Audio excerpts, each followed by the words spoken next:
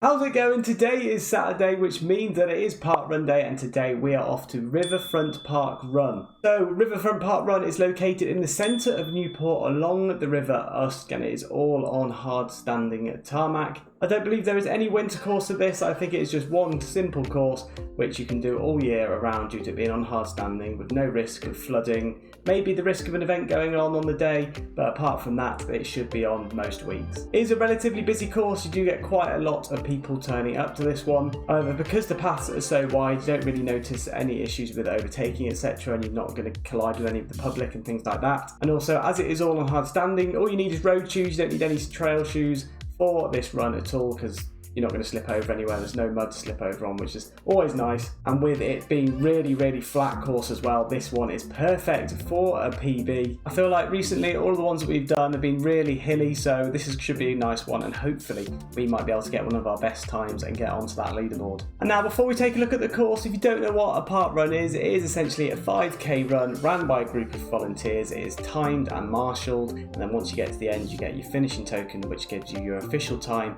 and official position, and it is all completely free. Now let's take a look at a summary of the course. It is a simple one. It is just one lap there and back, and as you can see in that top left hand corner, it is really flat with an elevation gain of 5 meters and a max elevation of 11 meters, so you're barely going up any hills whatsoever, so this is perfect for a PB. And now let's take a look at the course in a bit more detail. So you're going to start off at the Riverfront Theatre, make your way south past the University of South Wales, then you're going to keep coming south even further past the George Street Bridge. You go underneath that, past Newport Student Village, turn right towards Usk Way, then you make your way back up to next to the River Usk.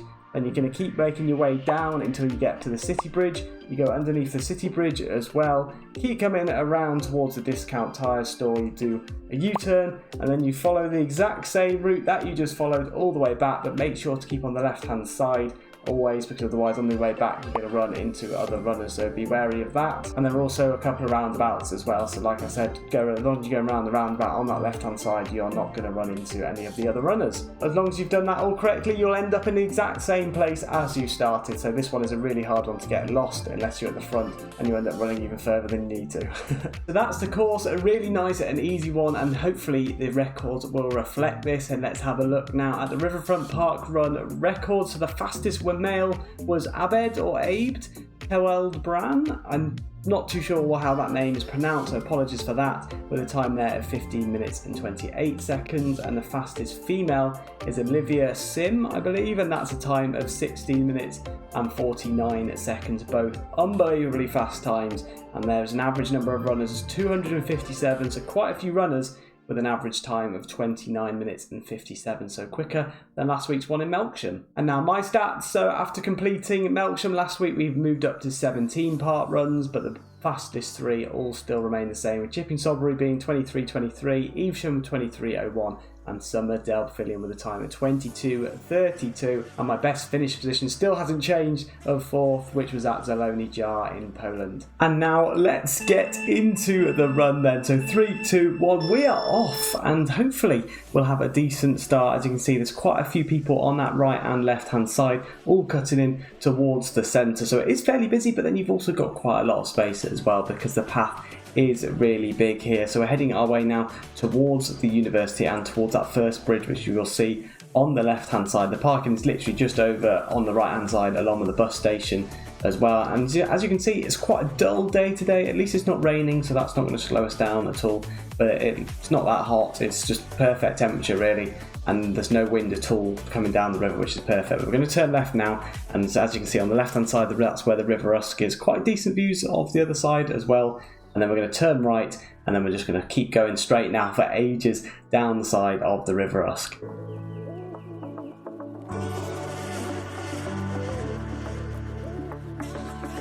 And as you can see as well, all of the ground is on hard standing, so like I said earlier, only need road shoes, and also, as you saw at the start as well, we'll be behind someone with a buggy. So buggies are allowed, however dogs are prohibited from this park run. Now we're going to make our way towards the university building, so just past the bridge on the left hand side. Now there you can see it. As you can see, it's maybe starting to rain a little bit, a small bit of a drizzle now, but it's not slowing us down, not slowing anyone else down either. But the busy start has now opened up to everyone really, so you can basically run wherever you like as long as you keep going straight and you follow that person in front of you.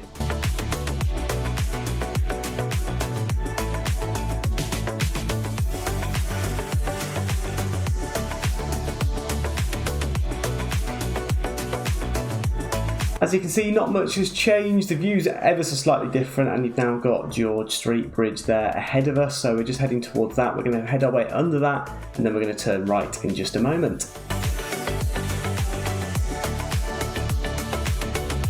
So there we go, we've just headed underneath that George Street Bridge. You can see a couple of marshals there which will point you in the right direction. Maybe a little bit of a double 90-degree bend there, which is difficult, and if that was slippy then yes, definitely take it a lot slower, but on the day it wasn't too bad. And a puddle there right in the centre as well, so if you want to get wet you can run straight through that puddle, but if not, do what I did, run round it and keep going. Watch out for public as well, because there's also some public that run down the sides of here as well, so try and keep to your left hand side, and then on the way back you'll see that we switch over and now we'll be on that right hand side.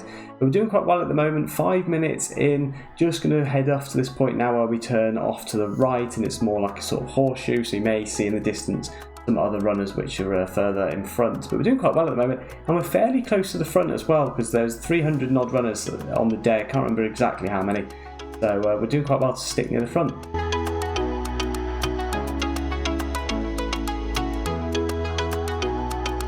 And that is the horseshoe bend done. Do keep your eye out for bollards as well, because every so often there are bollards in the centre of the path, so you don't want to run straight into one of those, otherwise you may injure yourself, so that wouldn't be ideal. But as you can see, all still hard standing, every so often a little bit of standing water to look out for, but apart from that, it's quite a simple run, to be honest.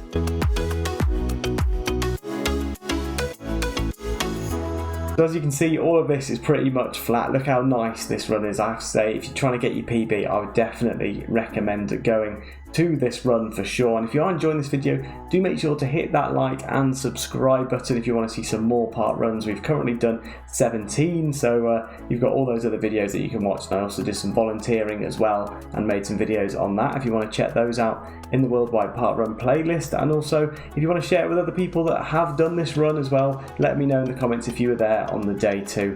And now we are making our way off to the next bridge, and then we're going to do a U-turn and head our way all the way back down this path.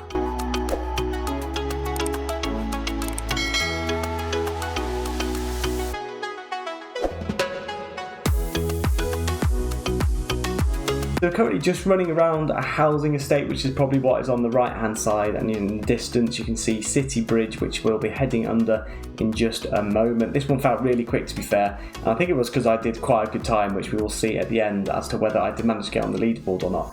But because this is such a flat run, you do find yourself going a lot quicker than you usually do, but don't go off too quickly, otherwise you're going to struggle to keep that pace.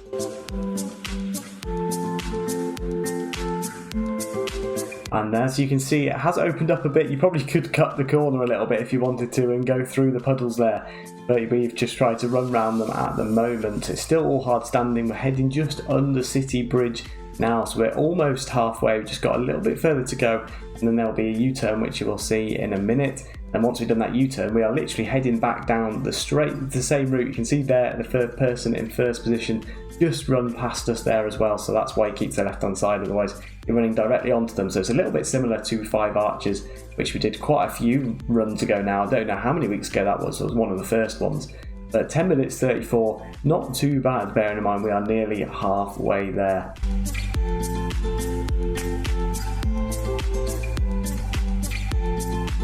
Nice little view there on the left hand side, and the U-turn is just up here. As you can see, not too many people were on that right hand side, so I was thinking, oh, I must have a decent time, because I don't use a watch or anything to get my time. I just go for it in the hope that I manage to beat my other time, so it's quite difficult to watch my pace. But here's the U-turn around the orange cone, thanks to the marshal, and that's probably the biggest pinch point of the whole run, to be honest, because the rest of it is literally a flat run with some maybe 45-degree bends, but that's a U-turn, so that slowed us down slightly, but we've picked up our pace again, and now we are headed all the way back from where we came from.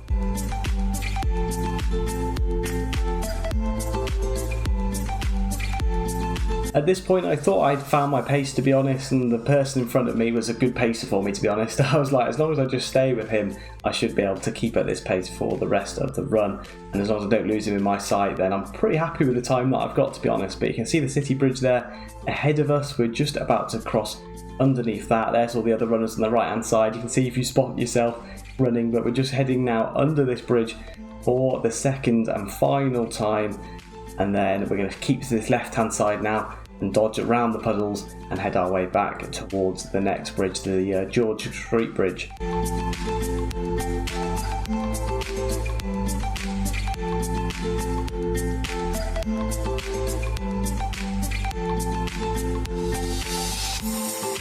The person that did actually come in first place got a time of 16 minutes and 45 seconds, which is actually unbelievable. I don't understand how people can run it that quick. It's incredible. But as I said, it's not a race, it is just a run. So it's great to see so many people out there doing the run. 300 odd as well, which is a very popular park run, obviously, because it's in the centre of a city. It is going to be popular, but there is also the Tredegar House Park Run as well, which isn't too far away from here, maybe a 15-20 minute drive, and that one is a lot more eventful. It's got lots of trail paths, it's got you're running around a park instead of just doing one lap, so I think it's maybe 4 laps in the winter, so a lot more laps. But this was a really good one for your PB, I have to say. There's like these roundabouts which I was on about, where so if you go in one way, keep to the left hand side. As long as you keep it to the left, you can't go wrong, and as long as you can see the River Usk on your right hand side, then you can't go wrong either. So you're definitely on course getting back to the start, and hopefully getting one of your best times that you've ever done.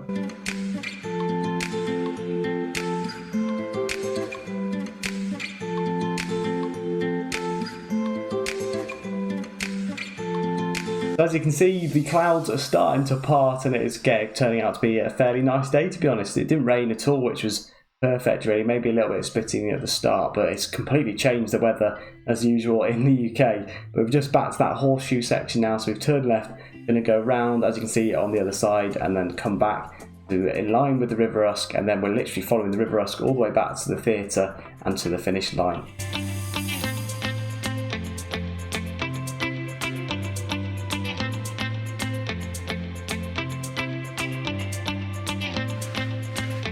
Horseshoe done. Next landmark is the George Street Bridge, so we're just going to head under that one now. Make sure, again, the 45-degree bend there, so don't slip over on the colder days, the icy days. You don't want to go flying around that corner and trip over. Do make sure to stay safe, and again, watch out for these bollards in the centre. You don't want to get taken out by a bollard, but as you can see, all the people that were on their first lap we've now passed, so you can spread out a little bit and maybe move into the right hand side, but again, do watch out for the public which are also using the paths.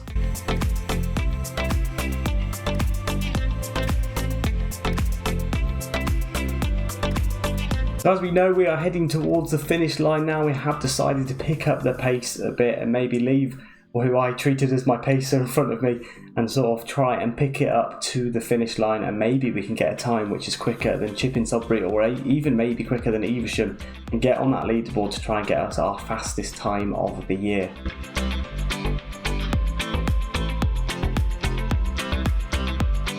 We're now passing that Newport City Centre footbridge, so we know now that there's not many landmarks left ahead of us, so we can start picking up the pace as we go in between the trees. The finish line is only about maybe 300 metres away from here, so we can start to pick it up, try and get our fastest time yet. It's currently time 21:35. Not too much further to go, but can we beat our time? That's what I'm hoping for, because we've not managed to get under 33 yet, so that's what I'm going to try and do, but we'll have to see whether we can do that or not.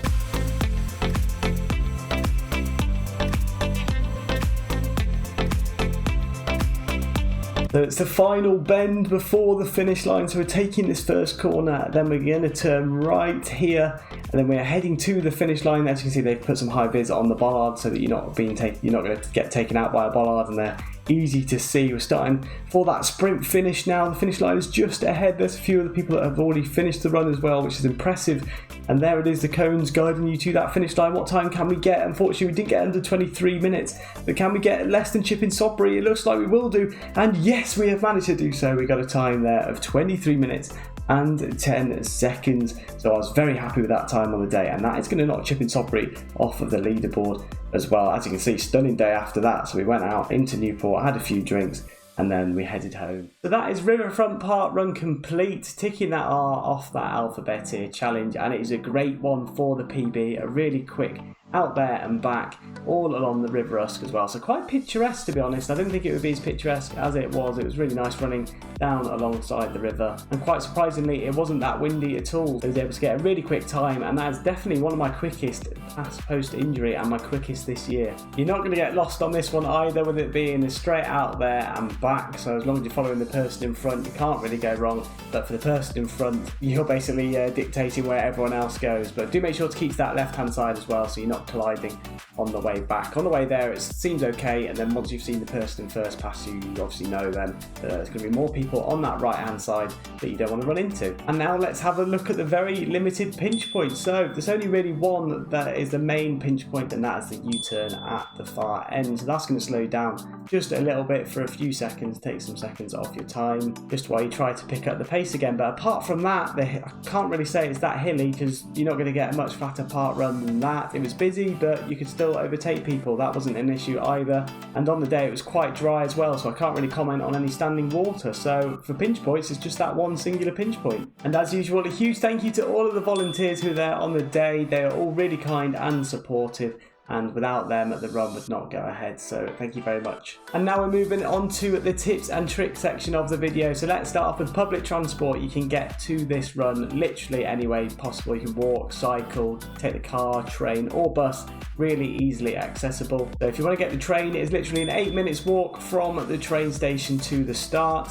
and the riverfront area is literally just opposite Newport Central bus station as well, so you can get the bus straight to there. You can see a full list of all of the bus routes on the Newport City Council website, which I'll try and link down in the comments below. And also if you want to get there by road, there's quite a few different car parks. So you've got the Riverfront Theatre car park, but that one's usually limited to spaces, so I'd maybe try out either the Friars Walk car park or the car park which I tried, which was Kingsway's car park, which has definitely got plenty of spaces. All three of those, you'll definitely find a space in at least one of those. And if you're one of those that enjoys a post-park run coffee straight after the event, you can go to the Riverfront Cafe, which is located right near the start. That's all of the tips and tricks that I know, but if you are regular to Riverfront Parkrun, do make sure to let us know down in the comments of any other tips which you have. But with that being said, let's take a quick look at my stats, and yes, we have managed to get Riverfront Parkrun onto that leaderboard there in third place, knocking off Chipping Sodbury with a time there of 23 minutes and 10 seconds, and the number of park runs completed has also obviously increased